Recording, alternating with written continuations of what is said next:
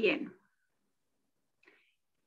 Muy buenas tardes. Bienvenidos a esta emisión especial de Escribe desde casa, una iniciativa de la Escuela de Humanidades y Educación en colaboración con el Centro de Escritura del Tecnológico de Monterrey, cuyo propósito es acercar a la comunidad académica y al público general temas de interés relacionados con la escritura. El día de hoy, nuestra actividad está dedicada al Día Mundial de la Lengua Materna, que celebramos desde hace 22 años, el 21 de febrero. La lengua materna, según nuestros invitados y según la Organización de las Naciones Unidas para la Educación, la Ciencia y la Cultura, es uno de los tesoros que nos hacen humanos y que contribuyen a preservar nuestras culturas, nuestras creencias y nuestros conocimientos. La lengua materna es patrimonio intangible de la humanidad porque más allá de lo que seamos capaces de escribir con los distintos sistemas de notación, nos permite pasar de generación en generación matices, sutilezas, experiencias y vivencias que contribuyen a que nos sintamos parte de una comunidad. Para hablar de este tema, esta tarde contamos con 3 invitados expertos en este asunto. El doctor Fidencio Briceño, el doctor Víctor Zúñiga y la doctora Citlali Rivero. Citlali Rivero Romero es licenciada en Letras Españolas y doctora en Estudios Humanísticos con especialidad en Literatura y Discurso por el Tecnológico de Monterrey. Ha sido miembro del Sistema Nacional de Investigadores. Es autora de la novela Matilda y de los libros de poemas Hormiguero y Los insectos, los aretes, los zapatos. Ha realizado proyectos para instituciones públicas tales como Conarte y la Secretaría de Turismo. Actualmente es directora del programa de licenciatura en Letras Hispánicas y licenciatura en Innovación Educativa y es profesora de Escritura Creativa en el Tecnológico de Monterrey. Fidencio Briceño Chel es lingüista, académico, investigador, traductor, editor, locutor maya y gran promotor de esta lengua. Es licenciado en Lingüística y Literatura por la Universidad Autónoma de Yucatán. Maestro con especialidad en lingüística por la ENA y doctor en lingüística antropológica por la UNAM. Es profesor investigador y coordinador de la sección de lingüística del Centro del Instituto Nacional de Antropología e Historia de Yucatán. Fue el coordinador nacional del proyecto de investigación del Catálogo de Lenguas Indígenas Mexicanas. Fue director de investigación del Instituto Nacional de Lenguas Indígenas, INALI, en 2006. En 2016 obtuvo la medalla Yurik Knorosov. Víctor Zúñiga es profesor de Sociología en el Tecnológico de Monterrey. Es miembro de nivel 3 del Sistema Nacional de Investigadores y editor de la revista Trace desde 2012. Sus artículos y libros más recientes han sido publicados en Estudios Étnicos y Raciales, Migraciones Internacionales, Current Anthropology y el Colegio de México. Ha sido galardonado con el premio Henry Trueba de la División G de la Asociación Americana de Investigación Educativa, AERA por sus siglas en inglés, en 2018. Actualmente lidera un proyecto de investigación titulado Migración Internacional y Exclusión Escolar, financiado por el CONACYT. Nuestros invitados de esta tarde serán moderados por la doctora Marcela Beltrán Bravo, directora de la Biblioteca de Colecciones Especiales Miguel de Cervantes Saavedra del Tecnológico de Monterrey. Por último, debo mencionar que esta es una actividad académica que está siendo transmitida en vivo a través del canal YouTube de la Escuela de Humanidades y Educación. Les pedimos enfocar sus comentarios e intervenciones en el tema del conversatorio a fin de enriquecer la visión del público general. Muchas gracias por estar con nosotros. Adelante. Muchas gracias. Bienvenidos, bienvenidas. Bishabel Fidencio. Y quería yo comenzar con agradecer al Centro de Escritura, a Patrimonio Cultural y a Punto Blanco por estar organizando esta actividad que nos llega tanto al corazón como es la lengua materna. Y bueno, para empezar, yo tengo una serie de preguntas, a ver cómo por dónde nos lleva esto. Voy a comenzar con una pregunta un poco básica, pero hay que poner bien las piedras sobre las que vamos a construir nuestra conversación de hoy. Y quisiera pedirle a nuestros participantes, a nuestros ponentes, que nos compartieran qué es la lengua materna. ¿Quién quiere comenzar?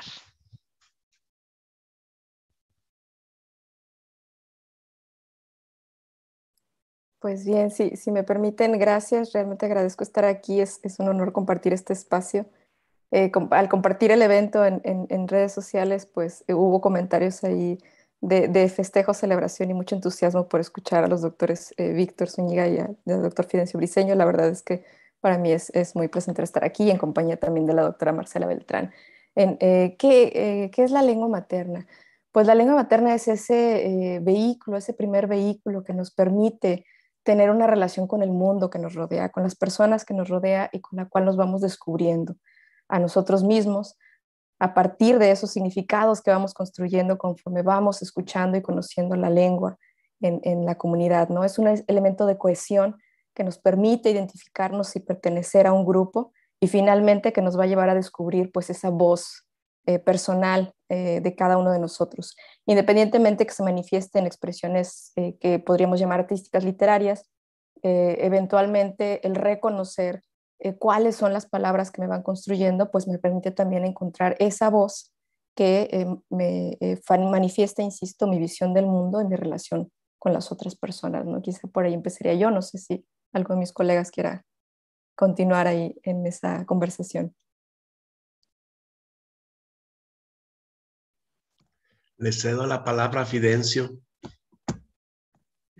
Ni bola el tech, Marcela, ni bola Shanti, Tulaca, el macho, Takbajo, Teolopastal, Utzabalton, Lecuchil, Yetelesutu, Teolopastal, Tan, Yosal, Nazil, Ano, Ujaile, Machen, Utial, Zigbali, Utial, Yakachbal, Beixane, Uteolopastal, Hetz, en Hach, Machoni.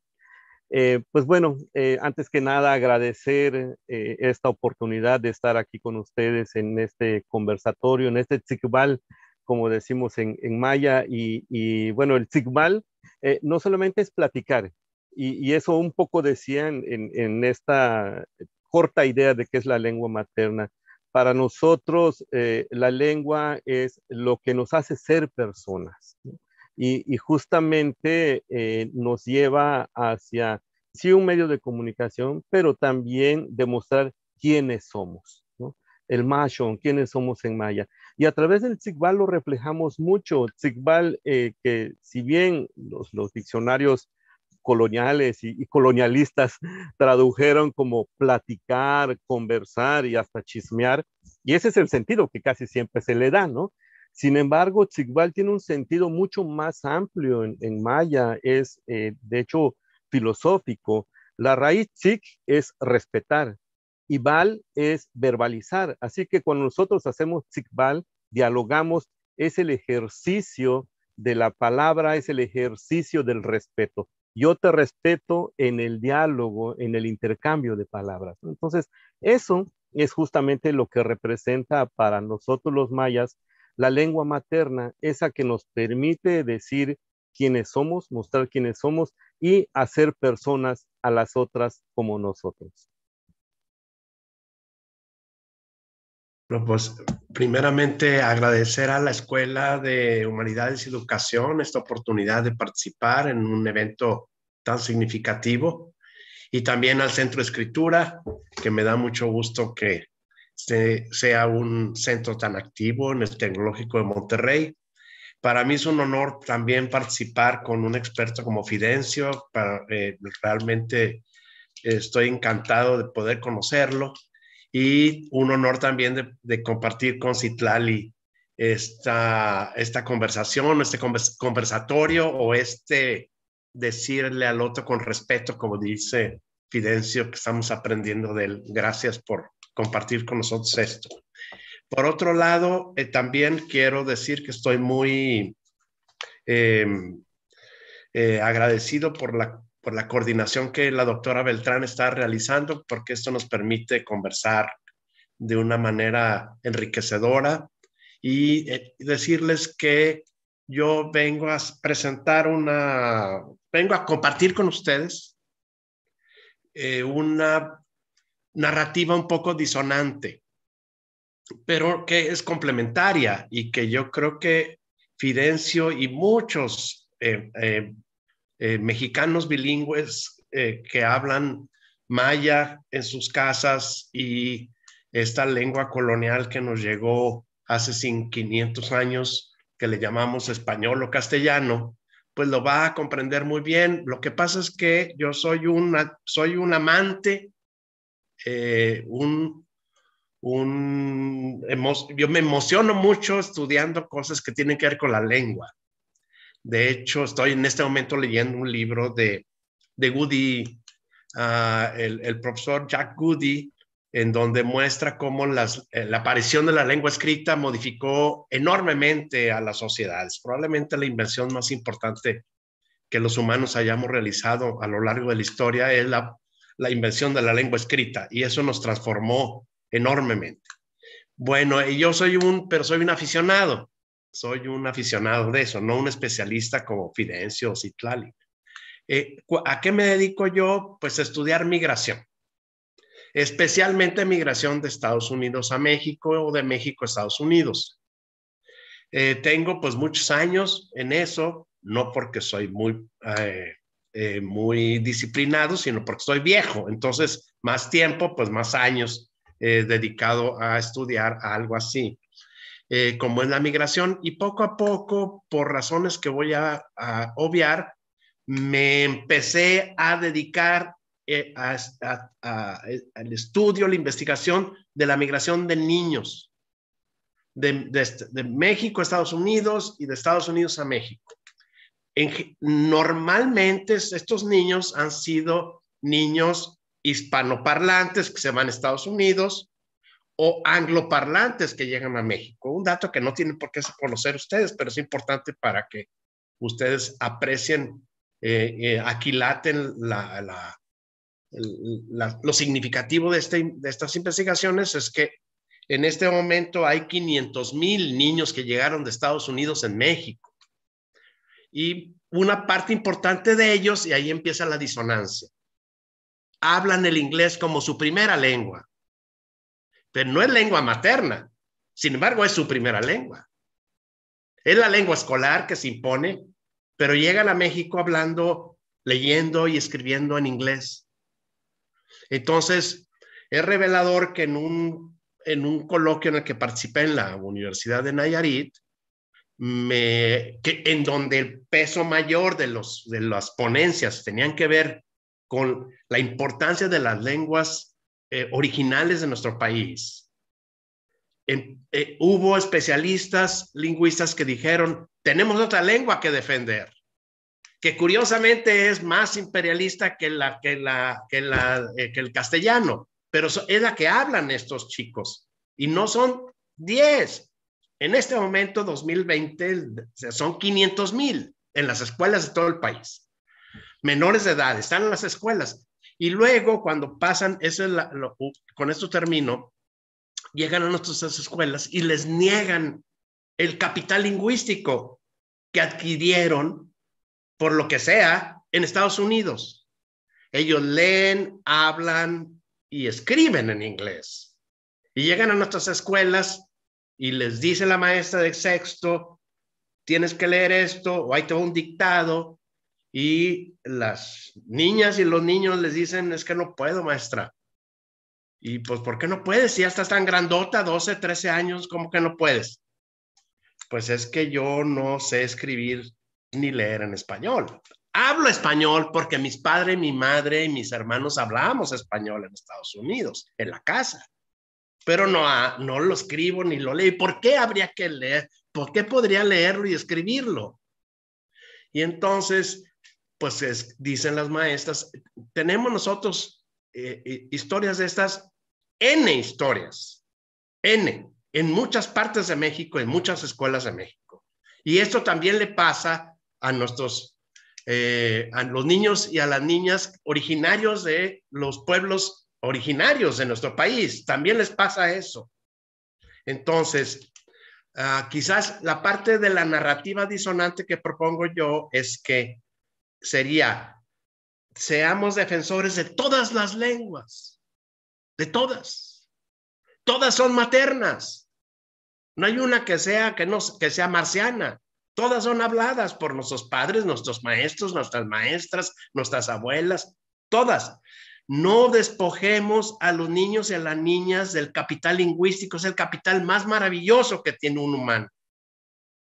Y si estos son bilingües, pues bienvenidos bilingües. Si todos los familiares de Fidencio son bilingües, bienvenidos los bilingües. Queremos más bilingües, trilingües. Entonces, la disonancia en realidad enriquece en lugar de fastidiar la celebración que estamos haciendo hoy, sino que el capital lingüístico es el tesoro que tienen todos los niños y las niñas, y el papel de las escuelas, de los adultos, es no despojarlos de ese capital, sino enriquecerlos, respetarlos, admirarlos, cuando ellos se pueden expresar en dos o más lenguas.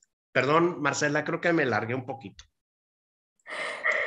No, no, es muy interesante escuchar todos estos procesos de transformación de la lengua, de adquisición de la lengua a partir de la migración.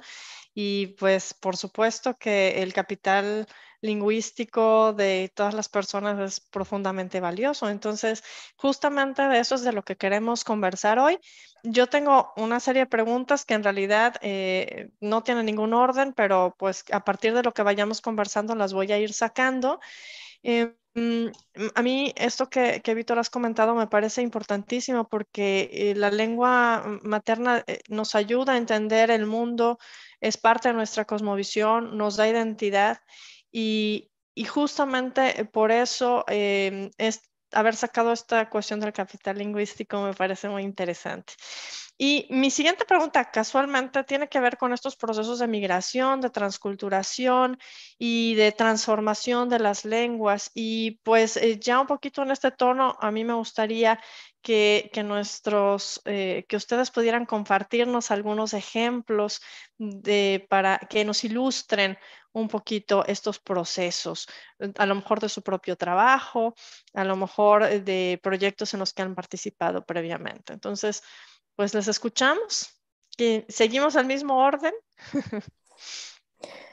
Bien, pues si me permiten, me hacía pensar también, claro, esta participación del doctor Víctor en justo por lo que había comenzado la conversación, ¿no? Si la lengua es este vehículo que nos permite, como bien ha señalado Marcela, identificarnos, reconocernos, irnos descubriendo, pues claro que entonces tendríamos que expandir ese reconocimiento a las lenguas, como lo propone el doctor, ¿no?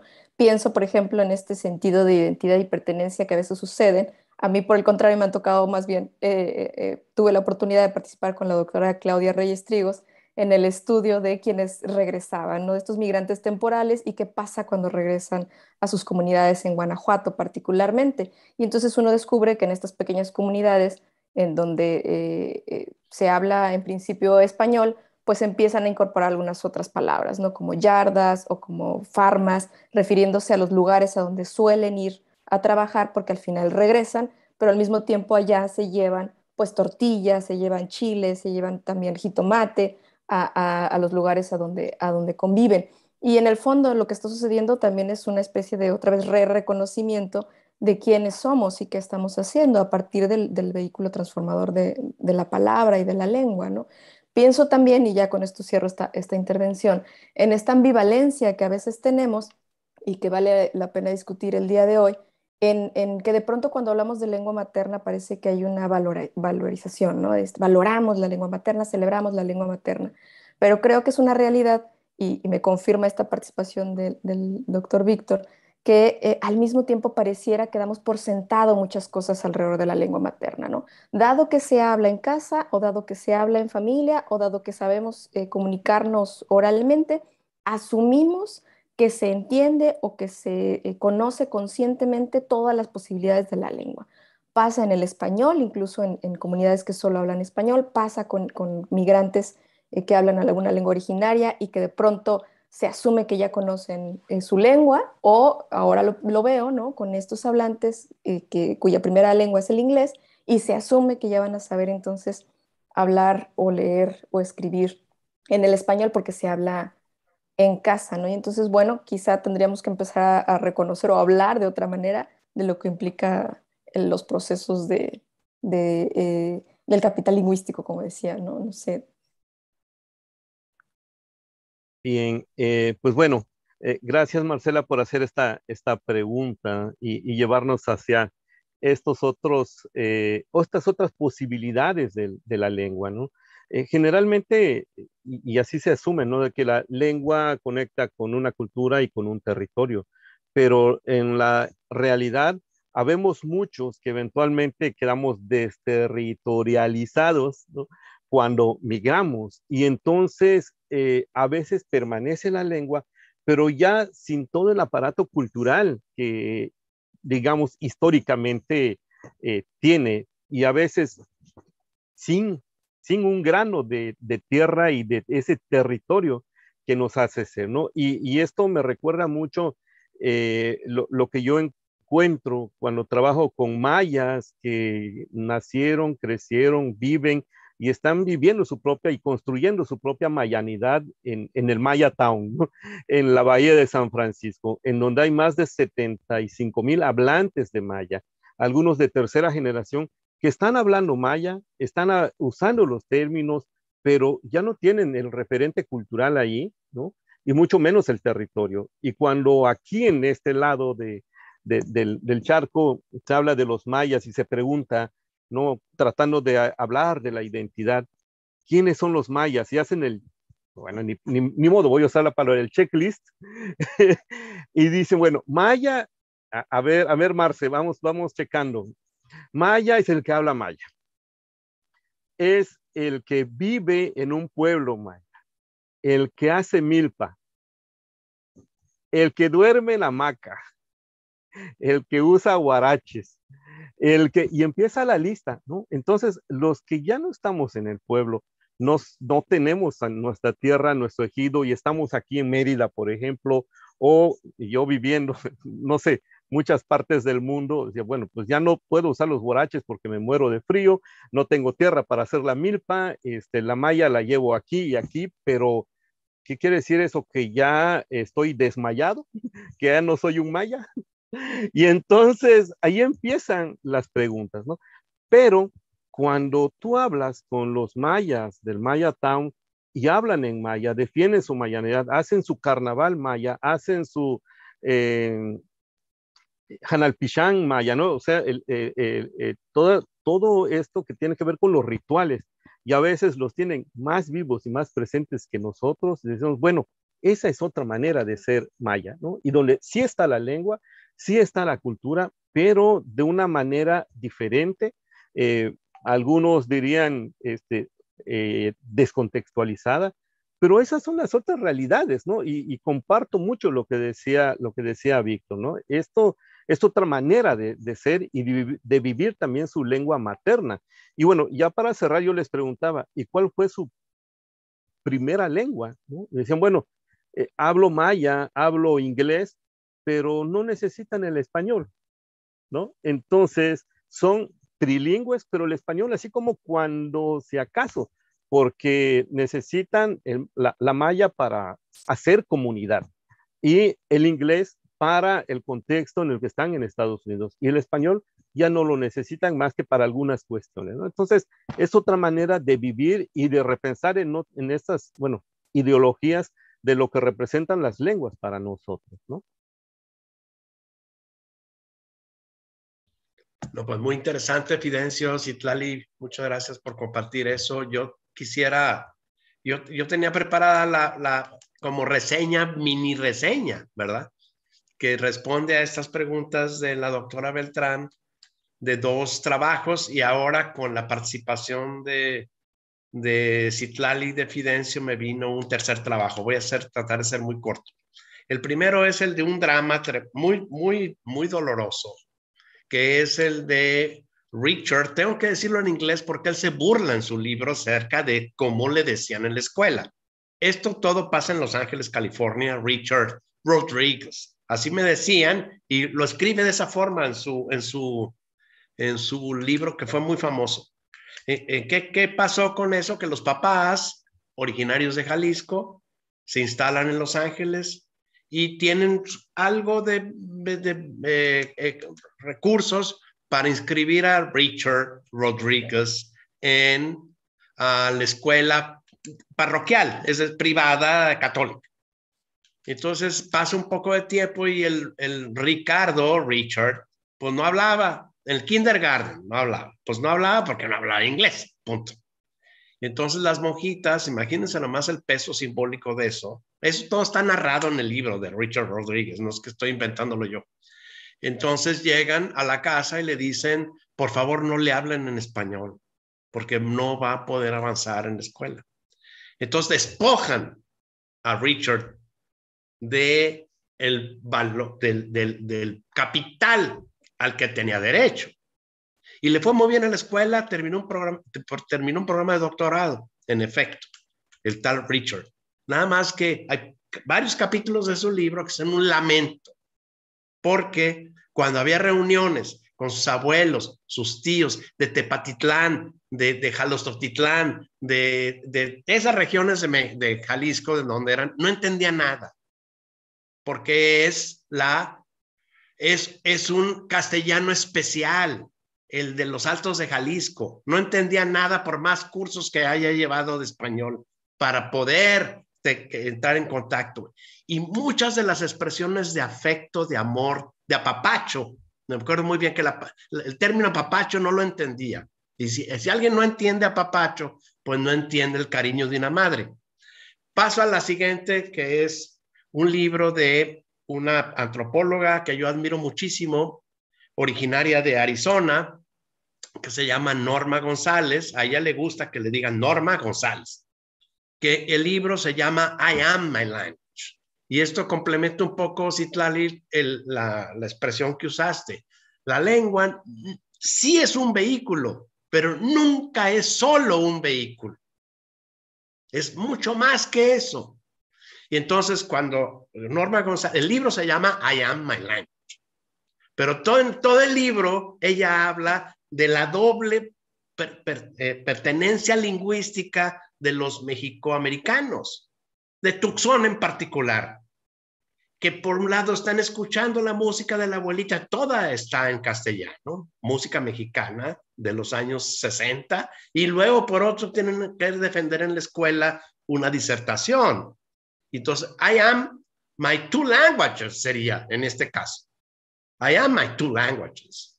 Y lo que me vino a la mente brevemente con la participación de Fidencio es esta otra comunidad que deberíamos de visitar tú y yo en Houston, Texas. Y está muy bien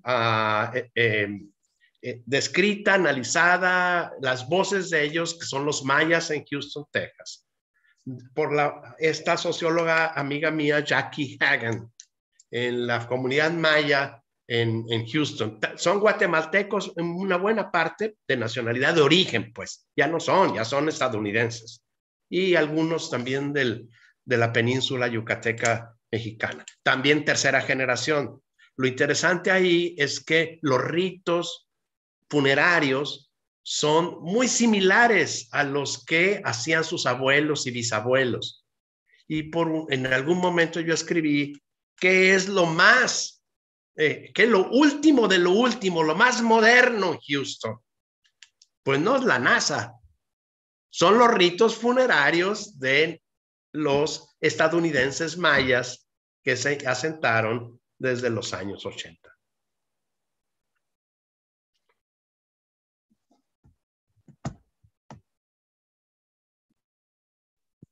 Muchas gracias por sus participaciones.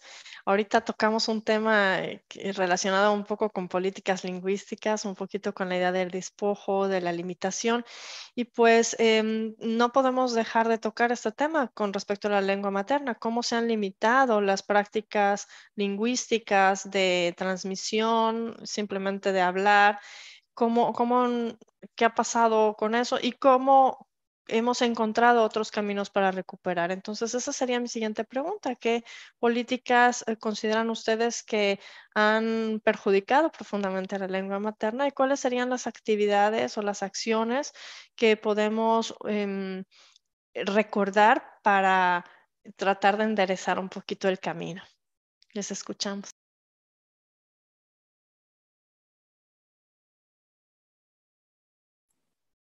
Yo creo que a lo mejor podemos empezar a variar el orden. Aquí creo que tal vez Fidencio nos pueda compartir y de ahí empezamos a rebotar algunas ideas. Propongo. Bueno, muy bien. Gracias, Citarali. Bueno, eh, empieza lo bueno. ¿Cómo entrarle al asunto, ¿no? Sin pegarle a la piñata, como dicen en mi pueblo? Entonces, efectivamente, bueno, si empezamos a pensar en la cuestión de la lengua, la identidad, y vemos en nuestro país, ¿no? Que es uno de los países con mayor diversidad lingüística y en donde se presume en días como ayer, como hoy, el Día Internacional de la Lengua Materna, y después pasan 363 días y se olvidan de ellas, ¿no? Entonces vemos que no hay realmente una política y no debe haber una política. Si tenemos 364 variantes lingüísticas, cada una con distintos procesos de vitalidad, de uso, etcétera, pues cada una de ellas tendría que tener una política de lenguaje que aterrice a políticas lingüísticas a favor, ¿no? Es lo que buscaríamos. Sin embargo, desgraciadamente, lo sabemos, ¿no? En México y en toda Latinoamérica se ha pasado por muchos procesos de discriminación, de transgresión a las lenguas y incluso de imposición de las lenguas hegemónicas que han permitido pues esta mayor diversidad en algunos casos y en otras la muerte anticipada de muchas de las lenguas, ¿no? Entonces, en casos como en esto, si pensamos en la importancia de las lenguas maternas, pues tendríamos que abrir espacios diversos, multiversos, como quiera que les llamemos, en donde todas las lenguas tengan cabida. Yo creo que eso es a lo que debemos aspirar en un país como el nuestro, en donde tenemos tanta riqueza lingüística y que cada una de ellas, coincido con ustedes en que no es únicamente un vehículo de comunicación, ¿no? Sino que es parte de todo ese entramado que nos hace ser. Entonces tendríamos que tener espacios multilingües en donde sí se tendría que ver, como lo dice la Ley General de Derechos Lingüísticos de los Pueblos Indígenas, todos ellos son lenguas nacionales, ¿no? Entonces debería de buscarse que todos tengan la misma capacidad de difusión y, y en el caso en el que no lo sean, ¿no? Yo prefiero usar el término refuncionalización en vez de revitalización, ¿no? Porque justamente el refuncionalizar las lenguas es recuperar los espacios que se han perdido y hacerlas funcionales en espacios alternos, en espacios nuevos, como en el que ahora estamos, ¿no? Y ya no solamente usarlo en la comunidad. Pero vemos que muchas políticas lingüísticas, por ejemplo, en educación indígena, y siempre lo digo, no tengo nada en contra de la escuela, pero cuando se crea un programa de educación indígena, de educación bilingüe, se lleva a las comunidades donde se habla las lenguas indígenas, pero no al revés, ¿no? Cuando todos tendríamos el mismo derecho y la misma oportunidad, sino la misma obligación de hablar las lenguas locales, ¿no? Entonces, creo que por ahí tendríamos que repensar esta posibilidad, ¿no? Que nos dan las leyes. En México tenemos las leyes, tenemos las instituciones y muchas veces, lo digo, falta voluntad política para que esto se haga una realidad, ¿no? En el caso de Maya, y voy a jalar un poco de agua para mi molino, ¿no? Recientemente se aprobó en la Cámara de Diputados, ¿no? El reconocimiento a la lengua maya como patrimonio cultural intangible. Y uno diría, órale, aplausos, y bueno, y la pregunta es, ¿y ahora qué sigue? ¿No?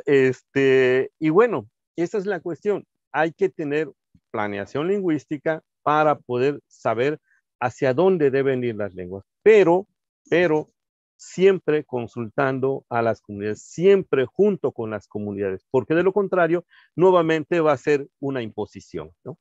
Eso es lo que yo creo. Gracias.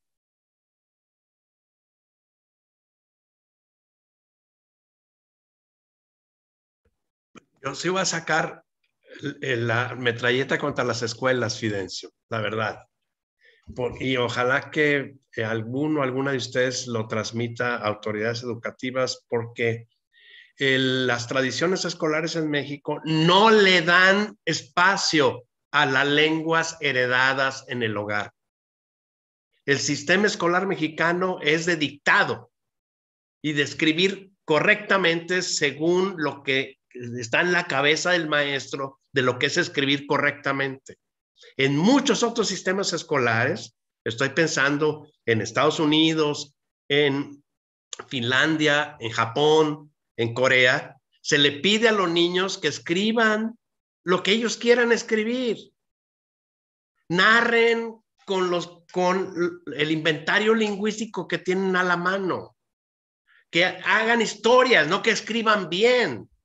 Una de las observaciones muy interesantes en la escolaridad de los niños de origen mexicano o cuyos padres son mexicanos en Estados Unidos es que están en primero o segundo grado y los papás se preocupan porque no está escribiendo ortográfica, sintácticamente como dice el canon.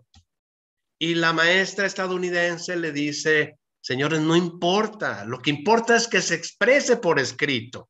Eso significa que se le da la bienvenida a la riqueza de la oralidad, que es la que reina en el hogar. En el hogar reina la oralidad, no queremos mensajes de correo electrónico de nuestra mamá, ¿verdad? Ni de nuestra abuelita. Queremos que nos hablen, que narren, que nos platiquen. Y es ahí donde yo propongo que incorporemos esta idea de lingüistas en el sentido de que la lengua del espacio íntimo de la familia es la lengua heredada. La lengua de la escuela es la lengua impuesta. Hay que crear canales de comunicación entre ambas, en donde la lengua estereotipada, canónica, que es la que necesitamos también. No podemos echarla por la borda. Esa lengua debe de enriquecerse o por lo menos respetar la lengua heredada. Entonces, tenemos un problema de la escuela porque la escuela desprecia la capacidad de las lenguas heredadas. Yo tengo inclusive testimonios de maestras mexicanas que fueron a apoyar a niños mexicanos en el estado de Georgia, niños de origen rural, en donde las maestras en sus reportes mensuales que me enviaban a mí, porque yo era el coordinador de la cosa, ponían, estos niños no saben hablar español bien. ¿De dónde saca usted que no es hablar bien? Si dice truje, es lindo, truje. Hablan un castellano rural de San Luis Potosí o de Guanajuato. Pues respete la belleza, salvo que esté en Juan Rulfo, ahí sí es literatura, pero si este niño de 11 años me lo está diciendo en el salón, no sabe hablar. Hay un desprecio a la lengua heredada que se vive de manera drástica en las escuelas mexicanas. Sí, es una realidad triste y de nuevo me hace pensar en que parecería, ¿no? O de pronto podríamos llegar a considerar que a lo mejor hay una lengua que tiene más o menos éxito o mejores espacios o mejores políticas. Y lo cierto es que no necesariamente, ¿no? Pienso, por ejemplo, en que esta realidad de que en la escuela parece no apreciarse en su magnitud la lengua que se enseña o que se habla en casa, sucede también para el español, ¿no? Tenemos, por ejemplo, el caso de colegios bilingües en México, que en realidad no son bilingües, que solo se enseña a hablar y escribir en inglés, pero no se enseña a hablar y escribir en español.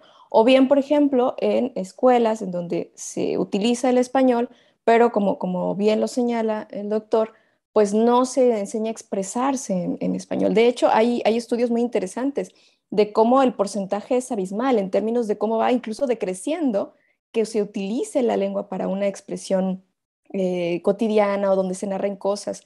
Si ya de por sí en el espacio de la educación básica es limitado, esto va decreciendo y decreciendo más conforme van avanzando los grados de estudio, ¿no? Y pienso en el caso que me ha tocado ver, muy puntualmente entre mis estudiantes universitarios y veo que normalmente suelen escribir mucho mejor cuando hacemos estas dinámicas de escritura creativa, en donde pueden expresarse, donde pueden contar, y en cambio cuando pasamos hacia la escritura académica, ahí es donde empiezan a trastabillar, ¿no? Porque en realidad, inclusive en este español normado, pues no se están siguiendo necesariamente las reglas, sino el español correcto que está en la cabeza del docente, como bien lo señalaba, ¿no? Pero para hablar en términos y cerrar un poco esta intervención con algo que también me tocó ver como una buena experiencia, una buena práctica. En alguna ocasión tuve la hermosa oportunidad de conocer un colegio en la Sierra Tarahumara, donde se hablaba y se escribía y se enseñaba a leer y escribir en rarámuri. Y entonces justo los docentes en general animaban a los estudiantes a que cuando fuesen el fin de semana a casa, ¿no? Porque son escuelas a donde se quedan a dormir también, porque vienen de distintos lugares, pues el ejercicio era que me cuente una historia, mi abuelito, mi abuelita, mi mamá, mi papá, mi tío, quien fuese, para luego reescribirla en la escuela, ¿no? Y vinculaba entonces historias familiares, leyendas, sueños también que podían tener y compartir. Y a partir de ahí se manejaba la escritura y la lectoescritura en rarámuri, ¿no? Y era una cosa muy, muy interesante de ver y que cierra un poco con esto que nos apuntaba Fidencio, ¿no? Con que tendrían que permitirse no solo una realidad, sino las múltiples realidades, tendrían que acoplarse estas políticas a la diversidad que impera en el país y claro, si lo extendemos, pues a que hubiese un lugar para todas las lenguas, ¿no? Muchas gracias. Pues justamente mi siguiente pregunta estaba relacionada con la enseñanza de las lenguas, justamente algunas de las lenguas que originalmente son transmitidas oralmente, pero que se han creado sistemas de abecedario, diccionarios, que Fidencio sabe muy bien de eso. Entonces, esa era mi siguiente pregunta, ¿no? ¿Cómo compaginamos esta refuncionalización y esa libertad de hablar la lengua con también crear estos sistemas de enseñanza que nos ayuden a transmitir estas lenguas maternas? Bien, inicio entonces también ahora. Eh, sí, eso es una cuestión muy compleja, ¿no? Ver cómo pasar de la lengua materna como lengua inicial, por ejemplo, hacia la enseñanza como segunda lengua. Es bastante complicado, ¿no? Y yo tengo pues muchos años enseñando o tratando de enseñar y desenseñar también, ¿no? Porque a veces, como lo decía Víctor, en la escuela nos enseñan a no ser mayas, ¿no? Y entonces, ¿cómo poder recuperar lo maya cuando tenemos que enseñarlo como segunda lengua? Eh, Cada vez más estoy seguro que hay que recuperar las pedagogías locales, ¿no? Y esto nos lleva nuevamente a la oralidad, ¿no? Si bien tengo este, mi deformación lingüística, ¿no? Generalmente he enseñado pensando desde la gramática, pero no la gramática como la enseña la lingüística, sino la gramática desde la que yo construyo mi lengua, ¿no? A esa que yo prefiero llamarle la gramática cultural, ¿no? Entonces, se espantan cuando les digo, vamos a tomar la clase de gramática. Si bien a veces tengo que demostrar que sí sé de morfemas, fonemas y todas estas cosas extrañas para que los lingüistas me crean, ¿no?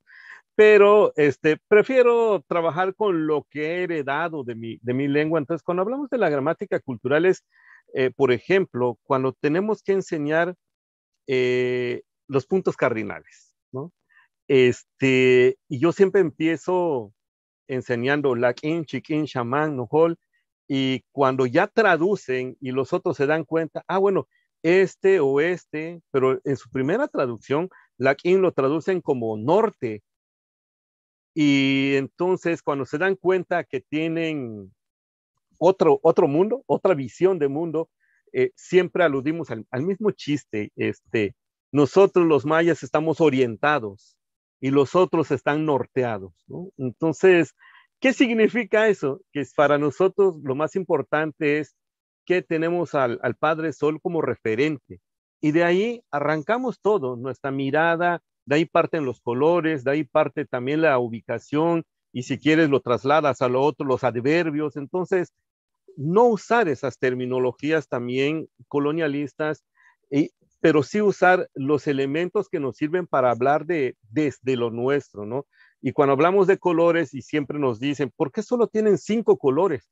Porque esos son los que representan los puntos cardinales. Todo lo demás tenemos que buscar cómo adecuarlos, ¿no?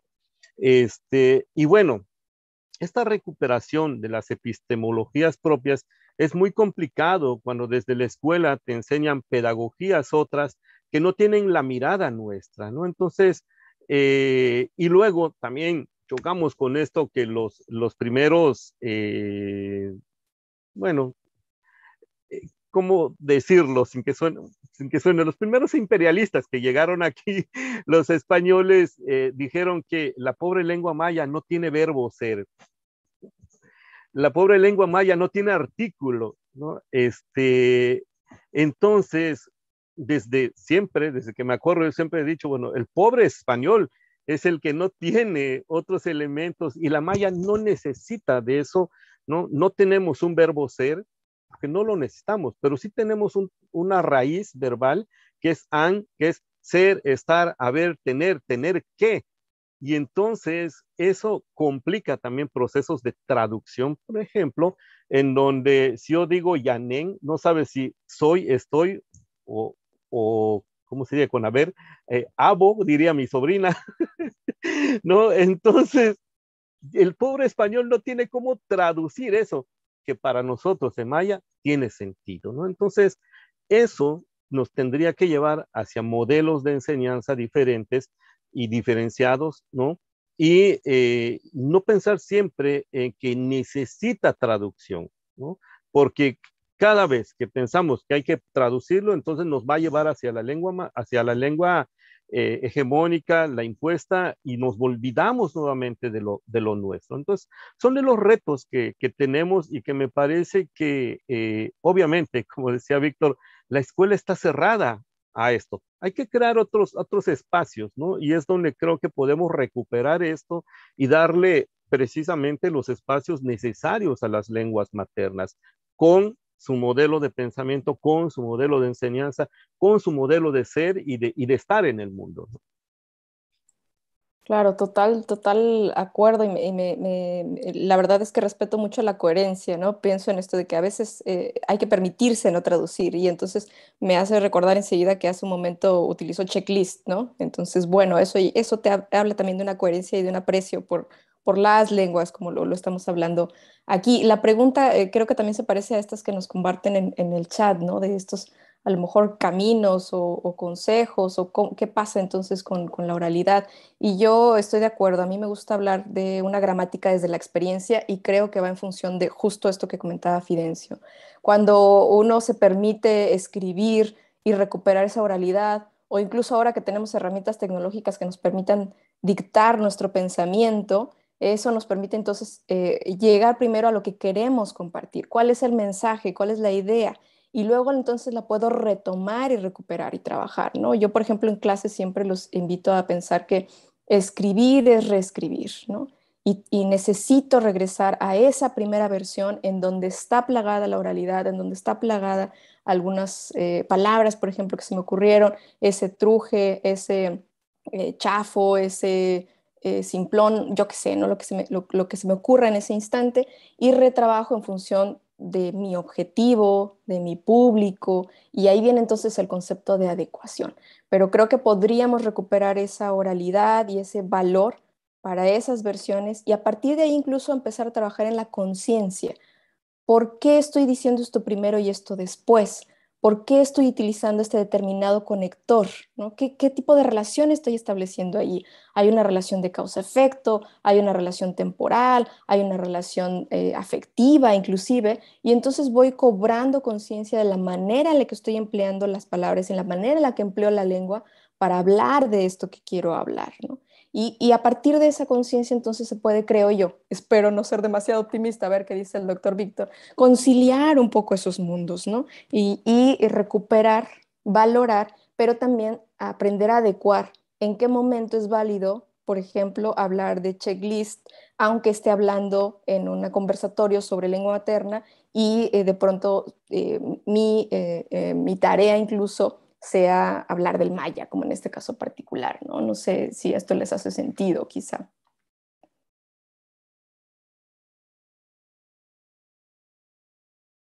Yo añadiría a lo que ya nos compartieron Fidencio y Citlali lo siguiente.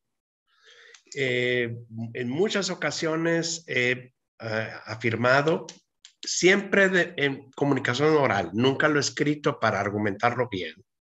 Debería de escribirlo para argumentarlo bien. En el sentido de que los maestros, de manera general, y en particular para hablarlos de México, los maestros tienen un sobrepeso en psicología. Y psicología educativa 2, y psicología educativa 4, y psicología del aprendizaje 22, y cero formación en lingüística. Cero. Entonces, el instrumento más importante para el aprendizaje que tenemos todos los humanos se llama lengua humana, cualquiera que sea esta. Sin eso no aprendemos nada, es más, no pensamos, punto. Entonces, la lengua humana es el capital más importante que posee un niño, el inventario mayor de un niño, una niña para aprender. Luego, entonces, ahí paso a lo siguiente que refuerza lo que Fidencio y Citlali nos comparten. Es decir, ¿qué pasa si el maestro está consciente de la riqueza lingüística de su grupo? Porque unos dos hablan purépecha, el resto habla castellano como en sus casas, y hay dos que llegaron de Estados Unidos recientemente y que hablan inglés como primera lengua. Pues celebremos y pedirle a los niños que hablan purépecha que hablen purépecha para celebrarlo. Y a los inglés que hablen. No entendemos, no importa, estamos celebrando. Y esto me recuerda a mí una observación que hizo otra antropóloga maravillosa, en este caso de Texas, Ángela Valenzuela, cuando descubren una prepa de Texas, el respeto que le tenían los alumnos, todos los alumnos muy tremendos, ¿verdad? Son adolescentes tremendos, que no respetaban a ningún profe. Pero había un profe euroamericano, o sea, güero, a quien respetaban mucho. Y Ángela pensó que lo respetaban mucho porque daba clases de mecánica. Entonces, la clase de mecánica es una clase práctica y por lo tanto los alumnos van, no faltan y lo aprecian. Entra ella como observadora, de hecho hizo un estudio de campo en esa prepa por 3 años, estuvo ahí. Y descubrió, gran hallazgo. ¿Qué pasaba? Ese maestro les decía, si ustedes quieren poner un taller mecánico, tienen que aprender a tomar bitácoras de lo que hacen.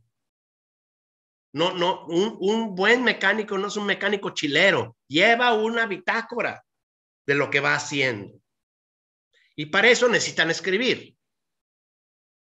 Entonces, si ustedes no saben todavía escribir en inglés, no importa, escríbamelo en el que quieran. Había 2 niños de Vietnam que escribieron en Vietnam. Había un montón de niños recién llegados de Guatemala y de México que le escribieron en español. El profesor estaba feliz, recibía los trabajos en cualquier lengua. Lo importante es que ellos lo pasaran del oral a lo escrito. Y entonces eso es respetar. Finalmente, el centro de todo esto se llama respeto y valoración. Una pedagogía de la valoración, de la riqueza lingüística. ¿Qué pasa con las observaciones que ha hecho mi querida amiga Rebeca Barriga del Colegio de México, lingüista tan importante como ustedes, que en la Ciudad de México, en Puebla, en Morelos, que llegan a las escuelas, van con el maestro de 4º de primaria y le dicen, ¿hay algún niño o niña que hable una lengua originaria aquí en su salón? Y los maestros dicen, no, no hay ninguno. No hay. Entonces luego entrevistan a los niños y había 4 que hablaban náhuatl. Los maestros ni se dan cuenta. La peor ofensa o el peor irrespeto que puede tener un niño o una niña en la escuela es la invisibilización. No existes, punto. Y luego, pues ya no estoy yo para platicarlo, porque en ocasiones no solamente son invisibles, sino que ellos mismos se invisibilizan, porque tienen temor de sufrir estigmas por hablar una lengua que no es el castellano. Entonces, se llama valoración pedagógica, la riqueza al capital lingüístico de todas las niñas, el oral, el escrito, todo. Es lo que requerimos. Y darles un poco de cursos de lingüística, Citlali y Fidencio, por favor, a los normalistas de vez en cuando, aunque sea un curso de verano, pero por favor. La de historias. Están dejando tarea. La de historias que puede contar Fidencio con estas cuestiones. Bueno, pues voy a leer un poco las preguntas y voy a dirigirla a alguno de ustedes. Las voy a leer todas y al final les voy a decir como cuál. Una es, me gustaría escuchar más sobre cómo podemos celebrar más la calidad oral de las lenguas heredadas en el ámbito académico o de difusión cultural.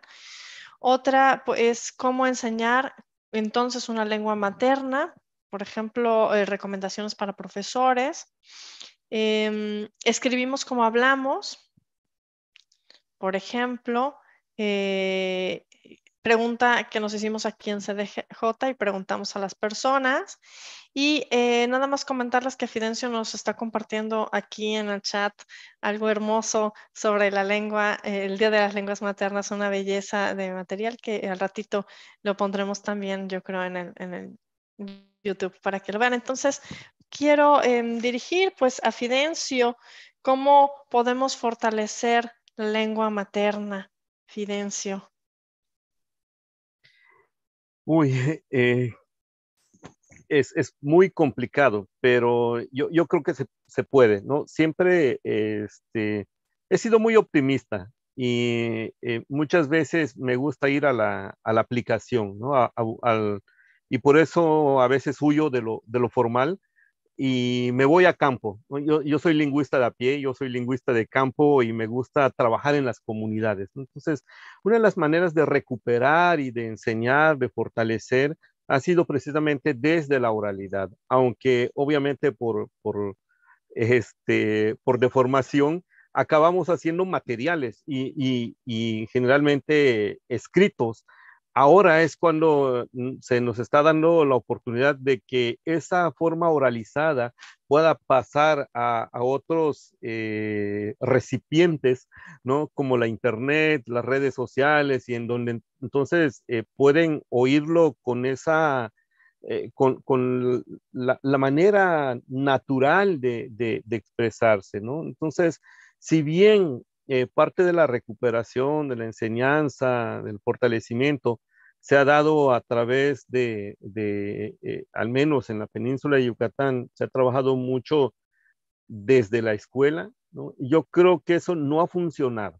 Lo que ha funcionado es cuando se ha trabajado con las comunidades y sí tengo que decirlo, sí lo presumo, porque no ha sido fácil. Eh, Tenemos un taller y cuando digo tenemos es porque pues generalmente yo estoy al frente, ¿no? Pero han pasado muchas y muchas compañeras y compañeros jóvenes que han sido parte de este taller de recuperación lingüística y cultural que iniciamos en el 94 en Quintana Roo con niñas de 6 a 12 años y que hoy pues no sé, ya son los grandes exponentes de la lengua, los grandes defensores con los que empezamos en el 94 cuando tenían 6 años, ¿no? Hoy incluso ya le estoy enseñando a sus hijos y ellos fueron mis primeros hijos, ¿no? Entonces, estos talleres son comunitarios, hacemos lo que las niñas y niños quieran hacer y un poco siguiendo esto que nos ha contado muchas veces nuestra amiga Rebe Barriga, ¿no? Llegábamos a los talleres, a las comunidades y les preguntaba, ¿Kat Anikesh Maya? O sea, ¿hablan maya? y decían, bueno, movían la cabeza, pero no respondían. Pero yo les hacía la pregunta en maya y sí la entendían, ¿no? Y entonces al principio decían que no hablan la lengua. Empezamos a jugar, a hacer cosas en maya, ¿no? Desde adivinanzas, trabalenguas, cuentos, canciones, y al final buscábamos que ellos participaran. Todo ese material se recopiló y se crearon libros de adivinanzas, trabalenguas, cuentos cortos, sueños, consejas, y bueno, ya llevamos, y fue por la pandemia que tuvimos que detener, llevamos 1002 talleres. 1002 talleres comunitarios, ¿no? Y yo puedo presumir, como les dije, soy lingüista de a pie, hay 4,196 comunidades de habla maya, he caminado más de 3,000, he visitado más de 3,000 comunidades, hemos hecho talleres, sí en las escuelas, algunas, las menos posibles, los hemos hecho en parques, en jardines, incluso en las iglesias, en los atrios, en los autobuses, donde haya un niño que se interese por la lengua, hacemos los talleres, les presentamos los materiales y al final hemos hecho estos libros para ellos, con ellos, y se les regresa a las comunidades, ¿no? Ya hemos repartido, y bueno, los libros que yo hago son de distribución gratuita, ya llevamos más de 100,000 libros entregados a las comunidades, y ahora ya esos chavos y chavas que aprendieron a hacer talleres conmigo ya hacen sus propios talleres, y siempre lo presumimos, uno de los exponentes grandes de la lengua y que ya ha llevado a otros niveles, es Pat Boy, un rapero maya que ustedes lo pueden escuchar aquí en la península, en Ciudad de México, en San Francisco, en París, en todos lados. Pat Boy es uno de esos jóvenes que redescubrió que su lengua le puede servir para otras cosas, ¿no? Y así como él, están muchas chavas, muchas niñas y niños que están rapeando en maya. Entonces, es donde yo hablo de recuperación, pero también de refuncionalización. Usar la lengua para la música, innovar, hacen procesos de recreación de la lengua y de la cultura, ¿no? Y creo que es ahí donde está la defensa y la enseñanza de ella, ¿no? Y por eso decimos que la escuela no siempre va a ser el espacio. Hay otros espacios que tenemos que recuperar y eso sí, aprovechar en el buen sentido de la palabra estos nuevos espacios que nos da la tecnología y también el conocimiento que tienen los jóvenes. A veces a nosotros nos da miedo usar todos los mecanismos que ellos usan y bueno, obviamente yo no me voy a poner a rapear, ¿verdad? Pero bueno, ahí están los materiales y el último disco, que bueno, ahorita se los muestro, igual luego se los compartimos, se les ocurrió que estos libros de trabalenguas que hice, más que para los niños, para mí, la lengua maya es monolingüe, entonces una palabra de más de 2 sílabas para mí es difícil. Entonces los trabalenguas eran para mí, pero es un modelo de enseñanza, de destrabar la lengua, como decimos con los niños, y ahora los raperos lo convirtieron en rap. Todos esos trabalenguas lo convierten en música, ¿no? Entonces tenemos juegos de palabras como, y eso vamos a hacer que Marce lo repita. A ver, el trabalenguas más conocido aquí es Tzokatzicutzokutzaquetzulo, y más rápido, Tzokatzicutzokutzaquetzulo. Entonces ya los chavos lo agarran y Tzokatzicutzokutzaquetzulo, caramba, Tzokatzicutzokutzaquetzulo, caramba. Y bueno, se vuelve música y estamos recuperando la lengua. Muchas gracias, Fide. Aquí además exponiendo mi maya cuchísimo, pero algo sé de maya porque así llevé mis clases.